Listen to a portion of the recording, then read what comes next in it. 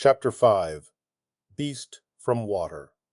The tide was coming in, and there was only a narrow strip of firm beach between the water and the white, stumbling stuff near the palm terrace. Ralph chose the firm strip as a path because he needed to think, and only here could he allow his feet to move without having to watch them. Suddenly, pacing by the water, he was overcome with astonishment. He found himself understanding the wearisomeness of this life, where every path was an improvisation, and a considerable part of one's waking life was spent watching one's feet. He stopped, facing the strip, and remembering that first enthusiastic exploration, as though it were part of a brighter childhood, he smiled jeeringly. He turned then and walked back toward the platform, with the sun in his face. The time had come for the assembly, and as he walked into the concealing splendors of the sunlight, he went carefully over the points of his speech. There must be no mistake about this assembly, no chasing imaginary. He lost himself in a maze of thoughts that were rendered vague by his lack of words to express them. Frowning, he tried again. This meeting must not be fun, but business. At that he walked faster, aware all at once of urgency and the declining sun and a little wind created by his speed that breathed about his face. This wind pressed his gray shirt against his chest so that he noticed, in this new mood of comprehension, how the folds were stiff like cardboard and unpleasant, noticed too how the frayed edges of his shorts were making an uncomfortable, pink area on the front of his thighs.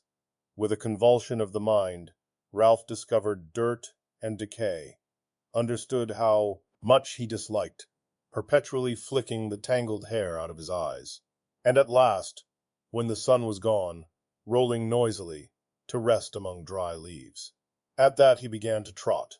The beach near the bathing pool was dotted with groups of boys, waiting for the assembly. They made way for him silently, conscious of his grim mood, and the fault at the fire. The place of assembly in which he stood was roughly a triangle, but irregular and sketchy, like everything they made. First there was the log on which he himself sat, a dead tree that must have been quite exceptionally big for the platform. Perhaps one of those legendary storms of the Pacific had shifted it here. This palm trunk lay parallel to the beach, so that when Ralph sat, he faced the island, but to the boys was a darkish figure against the shimmer of the lagoon. The two sides of the triangle of which the log was base were less evenly defined. On the right was a log polished by restless seats along the top, but not so large as the chief's and not so comfortable. On the left were four small logs, one of them, furthest, lamentably springy. Assembly after assembly had broken up in laughter when someone had leaned too far back, and the log had whipped and thrown half a dozen boys backwards into the grass. Yet now, he saw, no one had had the wit not himself, nor Jack, nor Piggy, to bring a stone and wedge the thing, so they would continue enduring the ill-balanced twister because. Again he lost himself in deep waters. Grass was worn away in front of each trunk, but grew tall and untrodden in the center of the triangle. Then, at the apex, the grass was thick again because no one sat there. All round the place of assembly, the gray trunks rose, straight or leaning, and supported the low roof of leaves.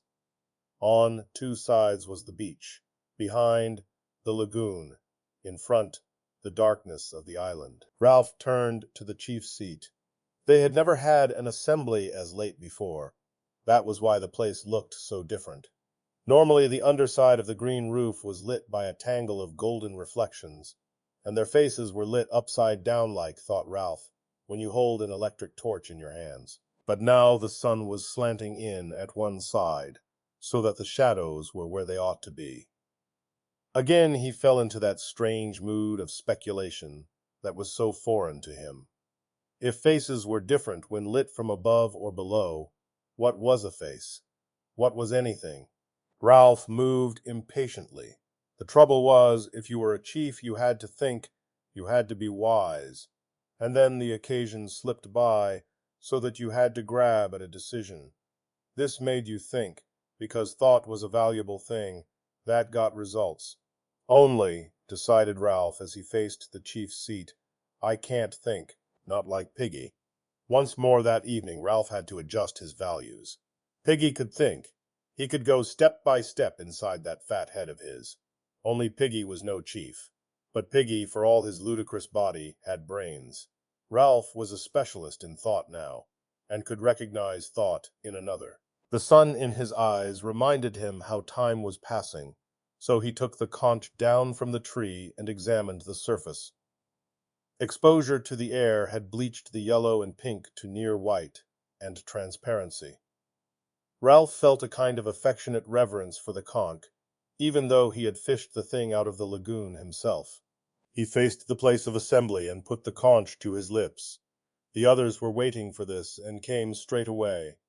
Those who were aware that a ship had passed the island while the fire was out were subdued by the thought of Ralph's anger, while those, including the little ones who did not know, were impressed by the general air of solemnity.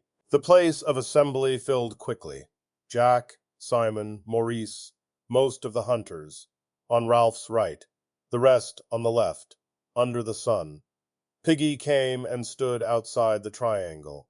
This indicated that he wished to listen, but would not speak, and Piggy intended it as a gesture of disapproval. The thing is, we need an assembly. No one said anything, but the faces turned to Ralph were intent. He flourished the conch. He had learnt as a practical business that fundamental statements like this had to be said at least twice before everyone understood them. One had to sit, attracting all eyes to the conch, and drop words like heavy round stones among the little groups that crouched or squatted. He was searching his mind for simple words so that even the little ones would understand what the assembly was about. Later, perhaps, practiced debaters, Jack, Maurice, Piggy, would use their whole art to twist the meeting, but now, at the beginning, the subject of the debate must be laid out clearly. We need an assembly, not for fun, not for laughing and falling off the log.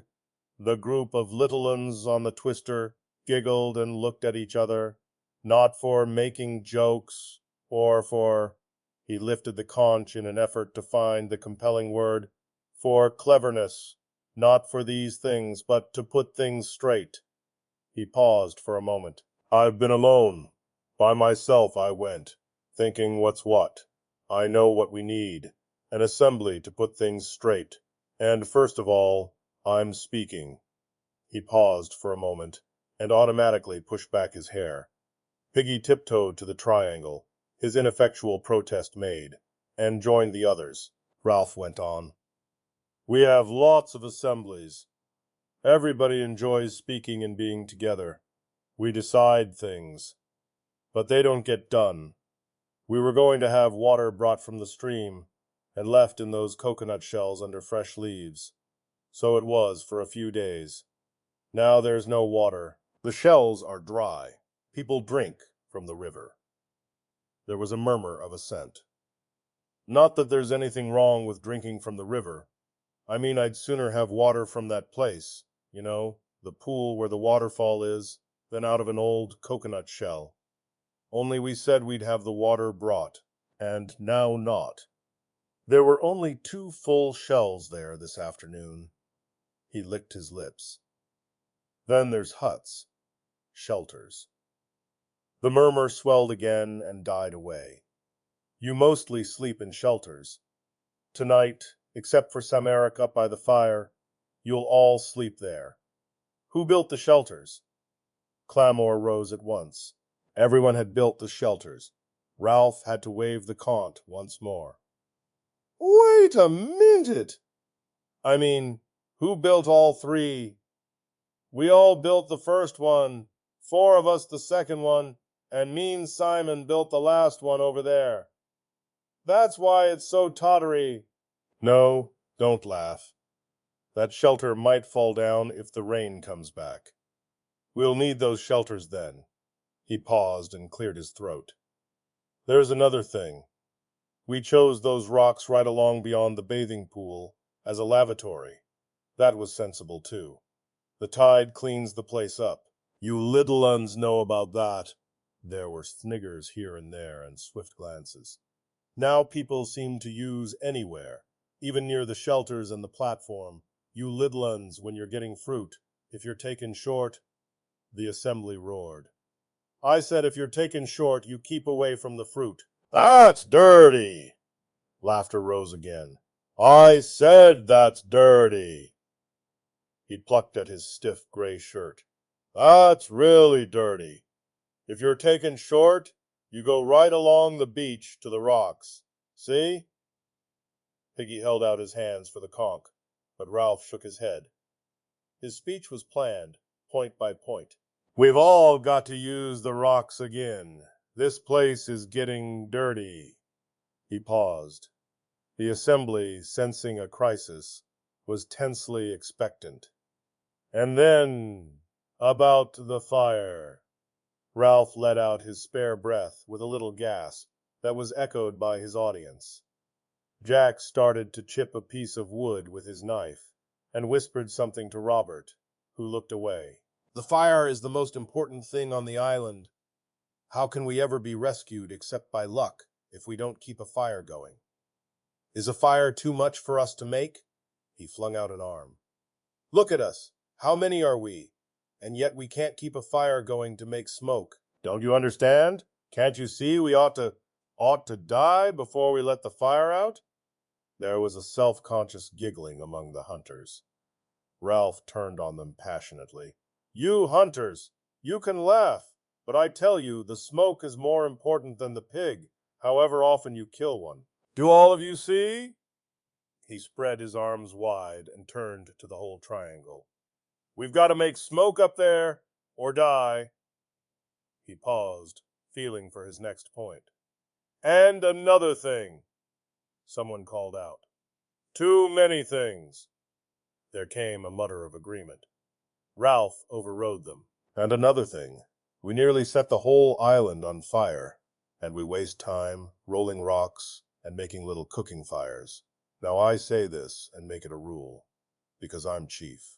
We won't have a fire anywhere but on the mountain, ever. There was a row immediately. Boys stood up and shouted, and Ralph shouted back. Because if you want a fire to cook fish or crab, you can jolly well go up the mountain. That way we'll be certain. Hands were reaching for the conch in the light of the setting sun. He held on and leapt on the trunk. All this I meant to say. Now I've said it. You voted me for chief. Now you do what I say. They quieted, slowly, and at last were seated again. Ralph dropped down and spoke in his ordinary voice. So remember, the rock's for a lavatory. Keep the fire going and smoke showing as a signal. Don't take fire from the mountain. Take your food up there. Jack stood up, scowling in the gloom, and held out his hands. I haven't finished yet. But you've talked and talked. I've got the conch. Jack sat down, grumbling. Then the last thing. This is what people can talk about. He waited till the platform was very still. Things are breaking up. I don't understand why. We began well. We were happy. And then he moved the conch gently, looking beyond them at nothing, remembering the beastie, the snake, the fire, the talk of fear. Then people started getting frightened. A murmur, almost a moan, rose and passed away. Jack had stopped whittling. Ralph went on abruptly. But that's little un's talk. We'll get that straight. So the last part, the bit we can all talk about, is kind of deciding on the fear. The hair was creeping into his eyes again. We've got to talk about this fear and decide there's nothing in it. I'm frightened myself sometimes. Only that's nonsense. Like bogies. Then, when we've decided, we can start again and be careful about things like the fire. A picture of 3 boys walking along the bright beach flitted through his mind. And be happy. Ceremonially, Ralph laid the conch on the trunk beside him as a sign that the speech was over. What sunlight reached them was level. Jack stood up and took the conch. So this is a meeting to find out what's what. I'll tell you what's what. You little uns started all this. with the fear talk. Beasts! Where from? Of course we're frightened sometimes, but we put up with being frightened. Only Ralph says you scream in the night. What does that mean but nightmares? Anyway, you don't hunt or build or help. You're a lot of crybabies and sissies. That's what. And as for the fear, you'll have to put up with that, like the rest of us. Ralph looked at Jack, open-mouthed, but Jack took no notice. The thing is, fear can't hurt you any more than a dream. There aren't any beasts to be afraid of on this island. He looked along the row of whispering litlins. Serve you right if something did get you, you useless lot of crybabies. But there is no animal. Ralph interrupted him testily. What is all this? Who said anything about an animal? You did the other day. You said they dream and cry out. Now they talk. Not only the little uns, but my hunters sometimes talk of a thing, a dark thing, a beast, some sort of animal. I've heard. You thought not, didn't you? Now listen, you don't get big animals on small islands, only pigs. You only get lions and tigers in big countries like Africa and India. And the zoo. I've got the conch. I'm not talking about the fear. I'm talking about the beast. Be frightened if you like. But as for the beast, Jack paused, cradling the conch, and turned to his hunters with their dirty black caps. Am I a hunter or am I not? They nodded simply. He was a hunter, all right. No one doubted that. Well then, I've been all over this island, by myself. If there were a beast, I'd have seen it. Be frightened because you're like that? But there is no beast in the forest. Jack handed back the conch and sat down. The whole assembly applauded him with relief. Then Piggy held out his hand. I don't agree with all Jack said, but with some. Course there isn't a beast in the forest. How could there be? What would a beast eat? Pig. We eat pig. Piggy. I got the conch, said Piggy indignantly. Ralph, they ought to shut up, oughtn't they? You shut up, you little uns. What I mean is that I don't agree about this here fear. Of course there isn't nothing to be afraid of in the forest. Why, I've been there myself. You'll be talking about ghosts and such things next. We know what goes on, and if there's something wrong, there's someone to put it right. He took off his glasses and blinked at them. The sun had gone as if the light had been turned off. He proceeded to explain. If you get a pain in your stomach, whether it's a little one or a big one, yours is a big one. When you done laughing, perhaps, we can get on with the meeting. And if them little uns climb back on the twister again, they'll only fall off in a sec. So they might as well sit on the ground and listen. No, you have doctors for everything, even the inside of your mind. You don't really mean that we gotta be frightened all the time of nothing? Life, said Piggy expansively, is scientific. That's what it is. In a year or two, when the war's over, they'll be traveling to Mars and back. I know there isn't no beast not with claws and all that, but I know there isn't no fear either. Piggy paused. Unless, Ralph moved restlessly. Unless what? Unless we get frightened of people. A sound half laugh, half jeer, rose among the seated boys. Piggy ducked his head, and went on hastily. So let's hear from that little un who talked about a beast, and perhaps we can show him how silly he is. The little uns began to jabber among themselves. Then one stood forward. What's your name, Phil? For a little un, he was self-confident, holding out his hands, cradling the conch as Ralph did, looking round at them to collect their attention before he spoke. Last night I had a dream, a horrid dream, fighting with things. I was outside the shelter by myself, fighting with things, those twisty things in the trees. He paused, and the other little uns laughed in horrified sympathy. Then I was frightened, and I woke up. And I was outside the shelter by myself in the dark, and the twisty things had gone away. The vivid horror of this, so possible and so nakedly terrifying, held them all silent. The child's voice went piping on from behind the white conch. And I was frightened and started to call out for Ralph, and then I saw something moving among the trees, something big and horrid. He paused, half frightened by the recollection, yet proud of the sensation he was creating. That was a nightmare, said Ralph. He was walking in his sleep. The assembly murmured in subdued agreement. The Lidloon shook his head stubbornly. I was asleep when the twisty things were fighting, and when they went away I was awake, and I saw something big and horrid moving in the trees. Ralph held out his hands for the conch, and the Lidloon sat down. You were asleep. There wasn't anyone there. How could anyone be wandering about in the forest at night? Was anyone? Did anyone go out?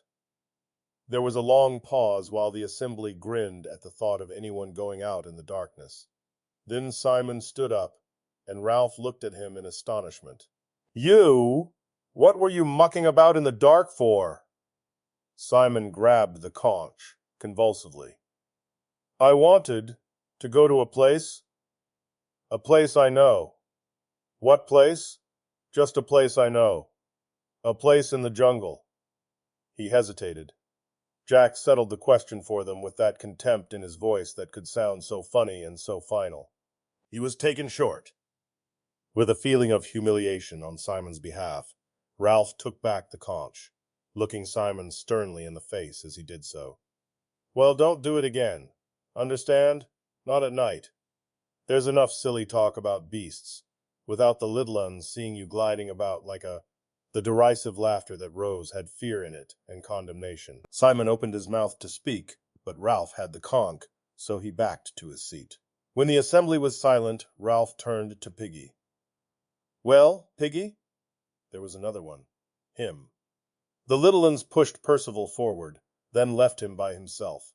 He stood knee-deep in the central grass, looking at his hidden feet, trying to pretend he was in a tent. Ralph remembered another small boy who had stood like this, and he flinched away from the memory. He had pushed the thought down and out of sight, where only some positive reminder like this could bring it to the surface.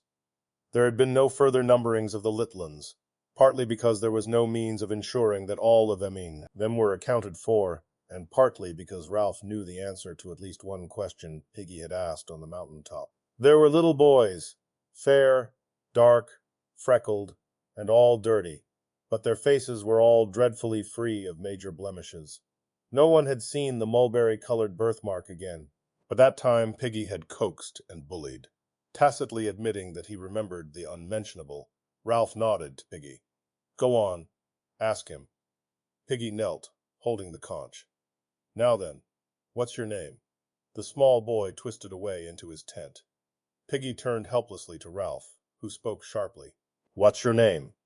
Tormented by the silence and the refusal, the assembly broke into a chant. What's your name? What's your name? Quiet. Ralph peered at the child in the twilight. Now tell us, what's your name? Percival Wemyss Madison. The Vicarage. Harcourt St. Anthony. Hants. Telephone, tella. As if this information was rooted far down in the springs of sorrow, the little un wept. His face puckered, the tears leapt from his eyes, his mouth opened till they could see a square black hole.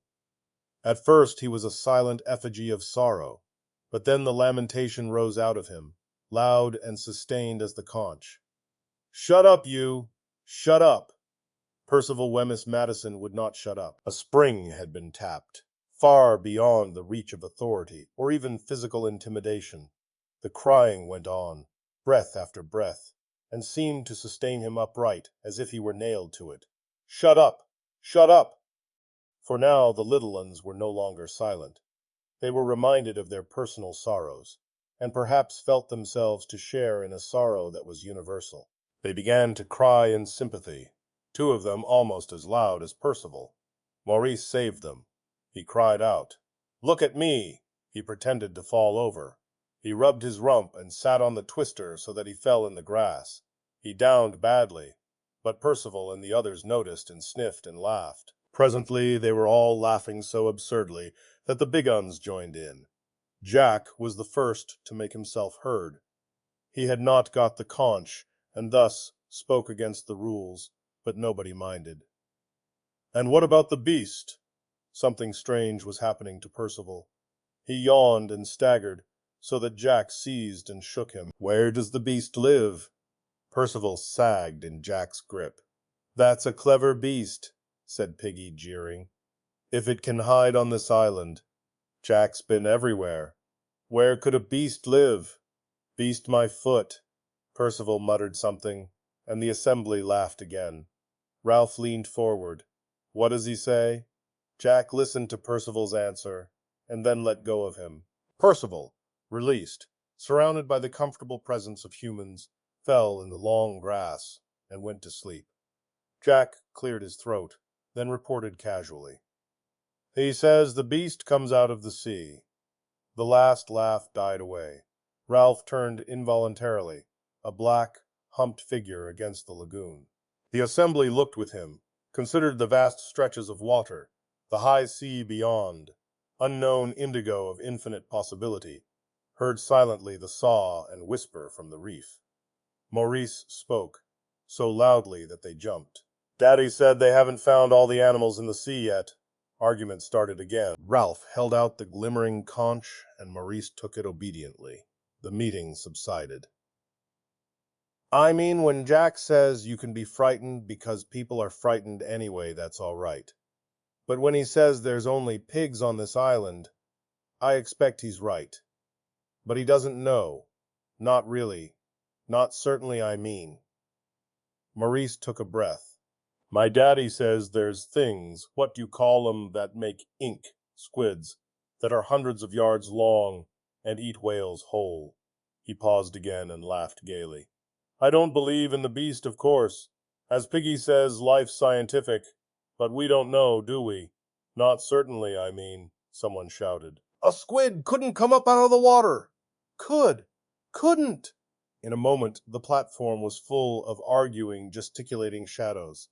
To Ralph, seated, this seemed the breaking up of sanity. Fear, beasts, no general agreement that the fire was all important.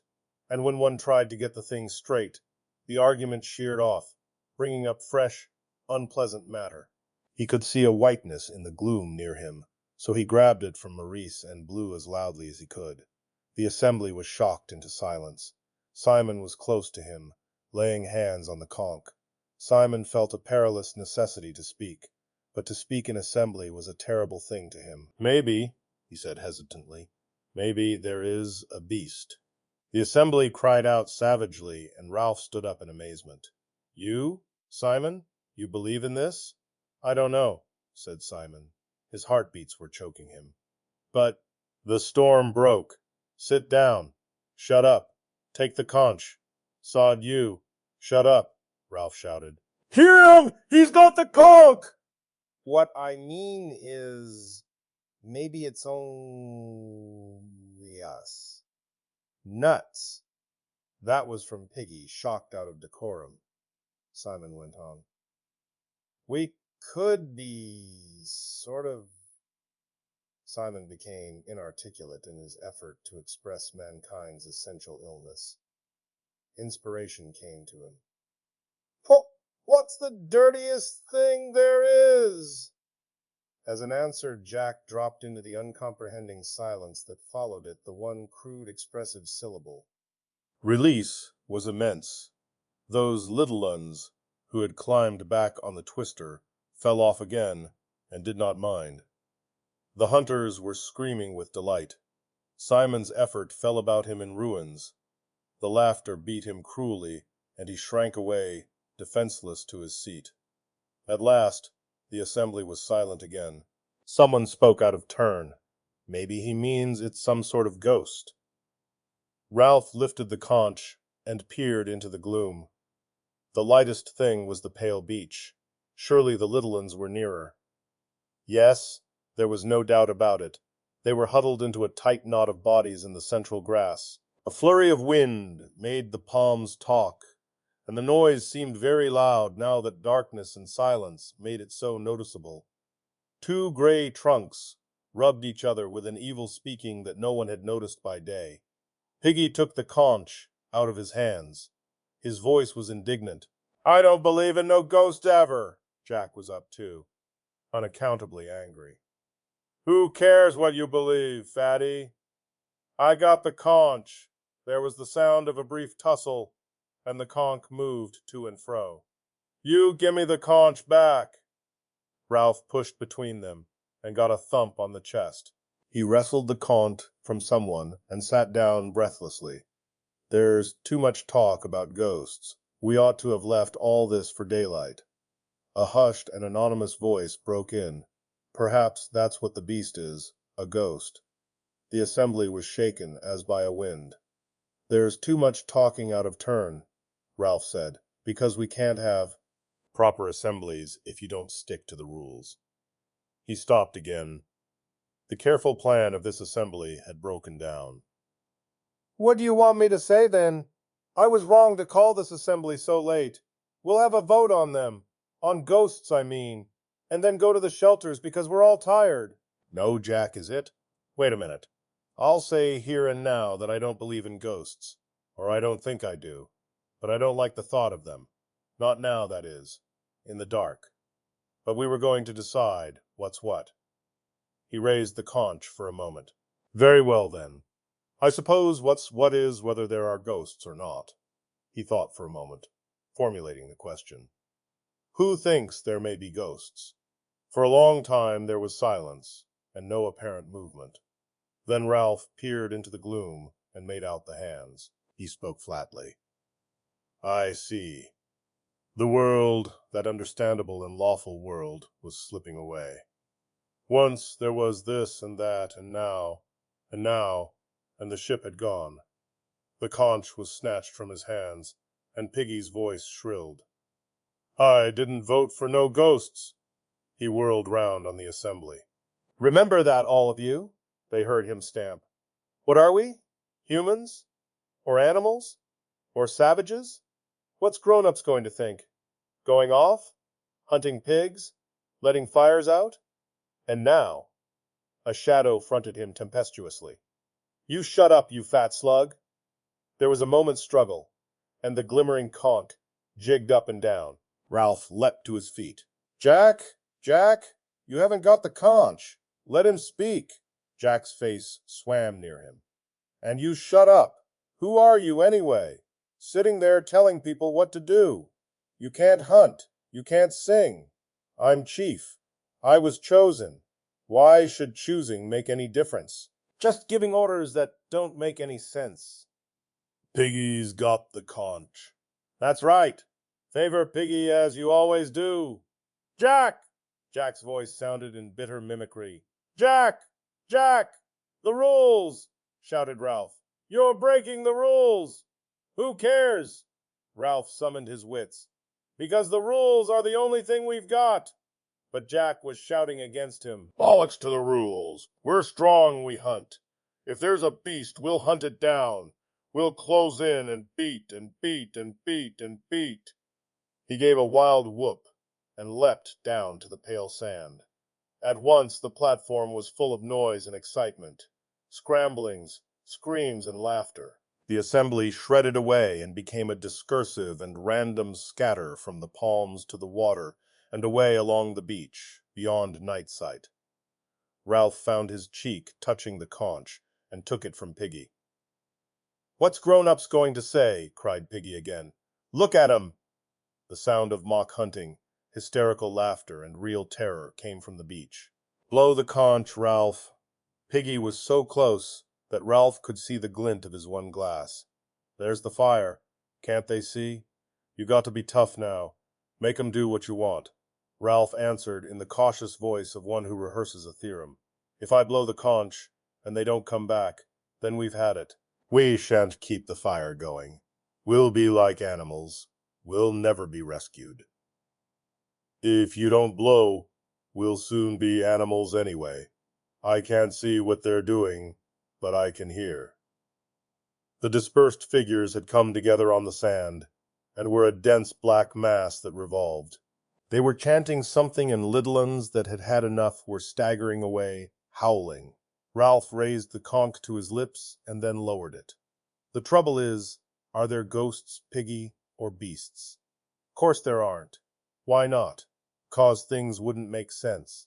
Houses and streets and they wouldn't work. The dancing, chanting boys had worked themselves away till their sound was nothing but a wordless rhythm. But suppose they don't make sense? Not here, on this island, supposing things are watching us and waiting? Ralph shuddered violently and moved closer to Piggy so that they bumped frighteningly.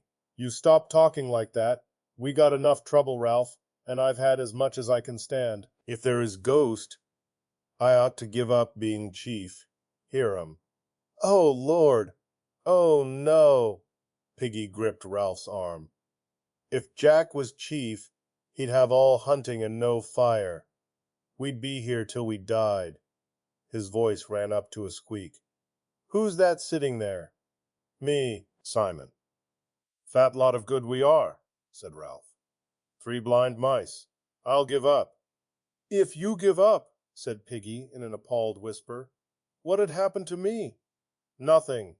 He hates me. I don't know why. If he could do what he wanted, you're all right. He respects you. Besides, you'd hit him. You were having a nice fight with him just now. I had the conk, said Piggy simply. I had a right to speak. Simon stirred in the dark. Go on being chief. You shut up, young Simon. Why couldn't you say there wasn't a beast? I'm scared of him, said Piggy, and that's why I know him. If you're scared of someone, you hate him, but you can't stop thinking about him. You kid yourself he's all right, really. And then when you see him again, it's like asthma, and you can't breathe. I tell you what, he hates you too, Ralph. Me? Why me? I don't know. You got him over the fire. And your chief ain't, he isn't. But he's Jack Meridow. I've been in bed so much I done some thinking. I know about people, I know about me and him. He can't hurt you, but if you stand out of the way, he'd hurt the next thing. And that's me. Piggy's right, Ralph. There's you and Jack. Go on being chief. We're all drifting and things are going rotten. At home there was always a grown-up. Please, sir, please, miss. And then you got an answer. How I wish my auntie was here. I wish my father. Oh, what's the use? Keep the fire going. The dance was over and the hunters were going back to the shelters. Grown-ups know things, said Piggy. They ain't afraid of the dark. They'd meet and have tea and discuss. Then things 'ud be all right. They wouldn't set fire to the island, or lose. They'd build a ship. The 3 boys stood in the darkness, striving unsuccessfully to convey the majesty of adult life. They wouldn't quarrel, or break my specs, or talk about a beast. If only they could get a message to us, cried Ralph desperately. If only they could send us something grown-up, a sign or something. A thin wail out of the darkness chilled them and set them grabbing for each other. Then the wail rose, remote and unearthly, and turned to an inarticulate gibbering. Percival Wemyss Madison, of the vicarage, Harcourt St. Anthony, lying in the long grass, was living through circumstances in which the incantation of his address was powerless to help him.